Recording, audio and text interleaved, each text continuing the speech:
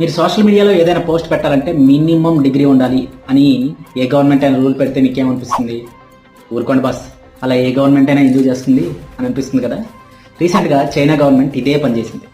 Finance, లా, education, medicine వంటి అంశాల మీద వీడియోలు చేయాలంటే డిగ్రీ ఉండాలి అని రూల్ పెట్టింది.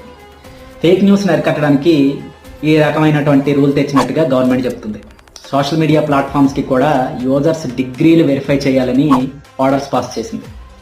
ఎవడు పడితే ఆడు సోషల్ మీడియాలో ఏది పడితే అది చెప్తే ఊరుకోము అన్నట్టుంది కదా చైనా బిహేవియర్.